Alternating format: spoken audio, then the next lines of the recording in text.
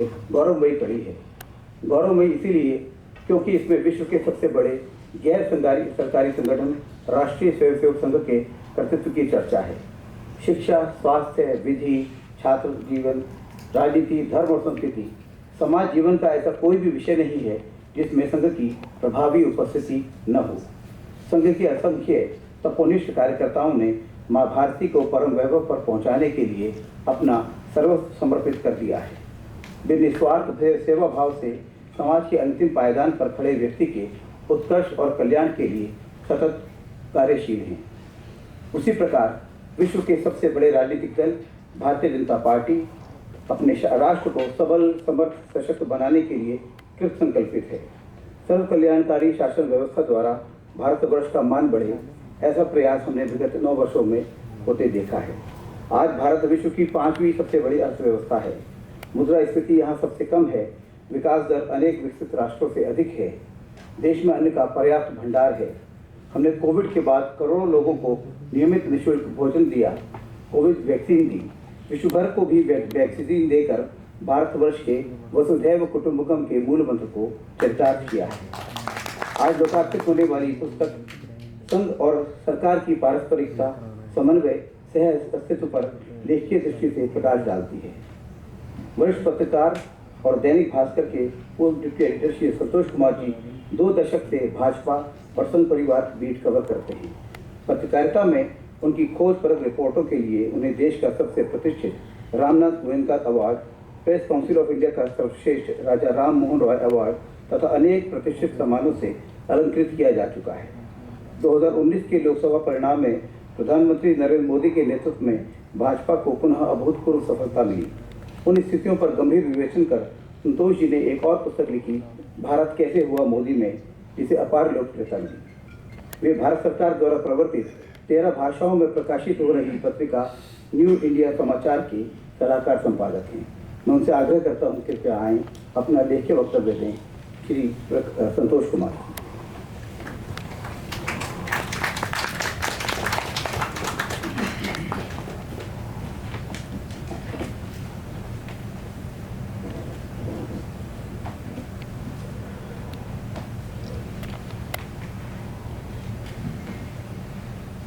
आदरणीय प्रकाश जावड़ेकर जी, जिन्होंने सदैव मुझे एक अभिभावक की तरह स्नेह दिया। पत्रकारिता में प्रेरणा स्रोत कहे जाने वाले आदरणीय राम बहादुर राय जी और पांचजन के संपादक, जिन्होंने हमेशा एक बड़े भाई की तरह मुझे स्नेह दिया है, हितेश शंकर जी, आदरणीय रमेश गौर साहब, प्रभात जी और यहाँ पधारे सभी सुधीजन। आमतौर पर मैंने पिछली किताब के समय भी आप लोगों से कहा था कि मुझे बोलना नहीं आता, मैं लिख सकता हूँ। लिखने की कला थोड़ी बहुत आती है और उसी परंपरा को मैं आगे बढ़ाता रहा हूँ अभी तक। जीवन में कई बार आप जो नहीं सोचते हैं, अनायास वो हो जाता है, और जब वो होता है तो विचार भी उमड़ते हैं। जब 2019 की चुनावी जीत पर मैंने एक पुस्तक लिखी थी, भारत कैसे हुआ मोदी में, मुझे नहीं लगा था कि उसके तुरंत बाद, तत्काल बाद मैं दूसरी किताब की तरफ बढ़ूंगा। लेकिन एक ऐसा मोड़ आया, ऐसा समय आया कि मैं उस किताब की ओर बढ़ चला।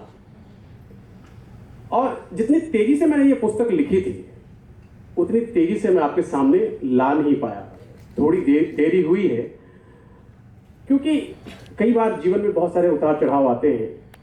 ठीक उसी तरीके से जैसे हर व्यक्ति अपने जीवन को बीच बीच में परिभाषित करता है, राष्ट्र के जीवन में भी एक ऐसा पल आता है जो वह राष्ट्र खुद को परिभाषित करता है। और मुझे लग रहा है कि 2014 और 2019 का आम चुनाव राष्ट्र को नए सिरे से परिभाषित करने वाला रहा है। अब जब यह पुस्तक आप लोगों के समक्ष है, तो अगर मैं चंद शब्दों में कहना चाहूं कि यह पुस्तक है क्या, तो एक बात बहुत स्पष्ट है कि हर शुरुआत का अपना एक इतिहास होता है यह पुस्तक उसी इतिहास को समेटे हुए है जो भविष्य की राजनीति का संकेत और संदेश देता है। इस पुस्तक की शुरुआत निश्चित तौर से, अगर मैं इस पुस्तक का जो नाम है वो संघ और सरकार, वाजपेयी शासनकाल से मोदी शासनकाल तक की जो एक भाजपा और संघ के बीच के जो रिश्ते हैं उसकी एक इनसाइड स्टोरी है। अगर आप इसे रिपोर्टर डायरी भी कह सकते हैं, क्योंकि मैंने जो महसूस किया है, जो मैंने जिया है, मेरी आदत है, मैं जो जीता हूं मैं वही लिखता हूं। मैं जो नहीं जीता हूं मैं उसे लिख भी नहीं सकता। मुझे ऐसा करने में बहुत संकोच होता है, क्योंकि मुझे एक संदेह रहता है कि यह सत्य है या नहीं है। लेकिन जब मैं काम करता हूं फील्ड में तो मेरी अपनी एक कार्यशैली है। उस कार्यशैली के आधार पर जब मैं आगे बढ़ता हूं तो एक मेरे अंदर एक आत्मविश्वास भी रहता है। मैंने प्रकाश जी को जब ये कॉपी दी थी, ये डमी बुक जब मैंने उनको दी थी कि सर आप इस पुस्तक को एक बार देखें, तो सर ने मुझे एक बार फोन किया था। तो मुझे लगता है कि सर खुद बात करेंगे उस बारे में। तो उन्होंने मुझसे पूछा कि तुम्हारी किताब मैंने पढ़ ली, तुम उम्र में बहुत बड़े भी नहीं हो, तुमने अभी जो और जितनी घटनाक्रम तुमने लिखे हैं मैं उसका साक्षी हूँ, मेरे सामने वो विजुअल्स चले हैं। जब तुम्हारी किताब को मैं पढ़ रहा था तो वो विजुअल्स मेरे सामने चले। तो मुझे मैं तुम्हारी किताब की जो प्रस्तावना है वो लिखने को तैयार हूँ, लेकिन सबसे पहले तुम मुझे अपनी कार्यशैली बताओ कि तुम्हें डेट, टाइम, एग्जैक्ट सारी चीजें याद कैसे हैं। मैंने उनको अपनी कार्यशैली बताई थी, लेकिन वो बात शायद सर खुद करेंगे अपने संबोधन में। लेकिन इस पुस्तक के बारे में कहूं तो बिल्कुल दो तीन चीजें हैं कि एक संघर्षशील विपक्ष से सत्ता तक का जो अनुभव था। 1996 में 13 दिन की सरकार बनी, 1998 में फिर जब प्रधानमंत्री वाजपेयी जी बने तो वो 6 साल वो सरकार चली। तो वो पहला एक अनुभव था, अपनी वैचारिक सरकार होने का एक पहला अनुभव था। उस समय कई ऐसे मुद्दे आए जब ऐसा लगा कि आपस में एक बहुत टकराव है। मुझे कहने में कोई गुरेज नहीं है, क्योंकि आज भी ये सब जगह मौजूद है कि चाहे वो ठेंगड़ी जी का धरने पर बैठना हो या बहुत सारे ऐसे मुद्दे आए, उस समय लगा कि एक विपक्ष की भूमिका में भी विचार परिवारी है। बहुत सारे ऐसे पल आए। ऐसा नहीं कि उस वक्त समन्वय नहीं था, समन्वय उस वक्त भी था, लेकिन चूंकि अपनी सरकार का एक पहला दौर था, एक कह सकते हैं कि अनुभव हो रहा था, तो उस समय टकराव हुए। उस टकराव के बाद के दौर को अगर हम याद करें, एक असमंजस का माहौल बना। 2004 में भाजपा सत्ता से बाहर हो गई। सत्ता से बाहर हुई तो 2004 से 13 तक का जो दौर था, अगर आप लोग भाजपा और संघ, जिन लोगों ने भी देखा है, जो हमारे पत्रकार मित्र हैं उन लोगों ने बहुत करीब से देखा होगा, जो जिन्होंने समाचार पत्रों को पढ़ा होगा उन्होंने भी देखा होगा, एक बहुत टकराव देखने को मिला। बहुत टकराव देखने को मिला। हर जगह कुछ खबरें ऐसी आती रहती थी। हम जो खबर नवीस लोग हैं, हम पत्रकार लोग हैं, हम लोग भी ढूंढते रहते थे कहाँ कुछ मसाला मिल जाए, कहाँ एक मतभेद की खबरें मिल जाए, हम उसको हेडलाइन बना दें। एक ऐसा माहौल आ गया था। अनुशासन, मतलब मैं अगर कहूं तो कई जगह पे अनुशासनहीनता का भी दौर दिखता था। लेकिन 2009 में जब आडवाणी जी को प्राइम मिनिस्टर कैंडिडेट बनाया गया, फिर उसके बाद भी चुनाव परिणाम बहुत सकारात्मक नहीं आए। उसके बाद जब संघ में मार्च 2009 की बात करूंगा मैं, संघ में एक पीढ़ीगत परिवर्तन हुआ था। मोहन भागवत जी संचालक बने और एक ऐसा खाका बुना गया कि नए दौर के हिसाब से, नई सोच के हिसाब से हम आगे बढ़े। क्योंकि आपको याद होगा कि आडवाणी जी का वो जो जिन्ना प्रकरण था, उस समय जो उन्होंने बातें कही, जिन्ना को सेकुलर बताना, और उस समय की जो बातें थी उनकी, वो किताबों में तो है, भारतीय जनमानस में नहीं है, और संघ और भाजपा की किताबों में तो कतई नहीं है। फिर भी इस पर विचार विमर्श करके एक रास्ता तय किया गया। आडवाणी जी ने कैसे पद छोड़ा, फिर कैसे सुषमा जी, जेटली जी विपक्ष के नेता बनाए गए, फिर उसके बाद कैसे 2009 के चुनाव में आडवाणी जी ही प्रोजेक्ट किए गए, फिर चुनावी हार हुई। फिर 9 में जो पीढ़ीगत परिवर्तन हुआ, वो एक खाका दोनों तरफ से बना और कमान नई पीढ़ी के हाथ में आने लगी धीरे धीरे। फिर 2013 तक, खासतौर से जब तक नरेंद्र मोदी इस पीढ़ी परिवर्तन की दौर में अपने समकक्षों के बीच श्रेष्ठ नहीं बने, तब तक बहुत स्थिति अच्छी नहीं थी। तो आज जो हम वर्तमान में देख रहे हैं कि सरकार पिछले 9 साल में, मुझे कोई बता दे कि कोई आज तक कोई समन्वय या मतभेद की खबरें बीच में आई हो। और ऐसा भी नहीं है कि मुद्दे नहीं है, मुद्दे थे, कई सारे ऐसे मुद्दे आए हैं बीच में जो इस किताब में विस्तार से उसका ब्यौरा दिया गया है। कई सारे मुद्दे आए, लेकिन उन मुद्दों को बंद कमरे में चंद मिनटों में संवाद और समन्वय के मंत्र से सुलझा लिया गया। संवाद और समन्वय एक आधारशिला बन गई। प्रधानमंत्री नरेंद्र मोदी ने भी एक, जो उनका कहूं मैं 2096 या 98 से 2004 तक का जो अनुभव था, और 4 से 13 तक उन्होंने संगठन में देखा, क्योंकि वो संगठन की उपज है, संगठन से निकले हुए हैं, तो उन्होंने उस चीज को समझा और बाद में एक ऐसा स्ट्रक्चर बना दिया गया, एक ऐसी व्यवस्था तैयार कर दी गई कि कहीं मतभेद की कोई गुंजाइश ही ना बचे। और आज उसी का परिणाम है कि कहीं कोई मतभेद नहीं दिखता है। ऐसे बहुत सारे आपको किस्से मिलेंगे जो आपको ये बताया, और इसमें इस पुस्तक में आपको देखने को मिलेगा कि मतभेद के मुद्दे थे, लेकिन उसको कैसे सुलझाया गया, उसका विस्तारित रूप आपको किताब में मिलेगा।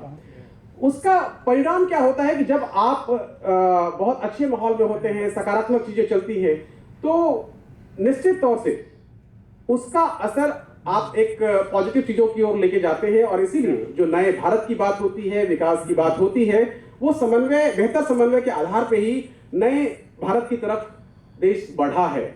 और एक चैप्टर इसमें बहुत इंपॉर्टेंट है, 2-3 चैप्टर की बात करूंगा। एक संघ का संजय उवाच नाम से मैंने एक चैप्टर इसमें रखा है। अगर आप संघ की पूरी वर्किंग को समझना चाहे, संघ कैसे काम करता है, संघ का तरीका क्या है, डॉक्टर हेडगेवार ने कैसे संघ को बनाया, कैसे उन्होंने आजादी के आंदोलन में अपनी भूमिका निभाई, कैसे उन्होंने वंदे मातरम के लिए अंग्रेजी शासन के खिलाफ लड़ाइयां लड़ी थी, स्कूल में उन्होंने कैसे मिठाइयां फेंक दी थी, आपको पूरा एक ब्यौरा मिलेगा। आप उस कुछ पन्नों में, एक सीमित शब्दों में कहूं तो हमें आपको वो चीज मिल जाएगा कि संघ की पूरी वर्किंग क्या है। आपको उसके लिए पूरी पुस्तक पढ़ने की जरूरत नहीं है।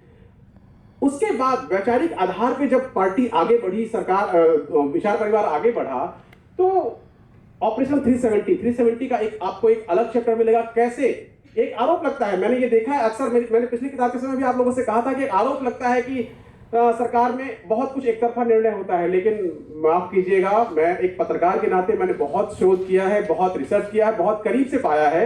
मुझे भी पहले लगता था, लेकिन जब मैंने रिसर्च किया तो मुझे लगा नहीं, इनका मैकेनिज्म बहुत अलग है, काम करने का तरीका बहुत अलग है।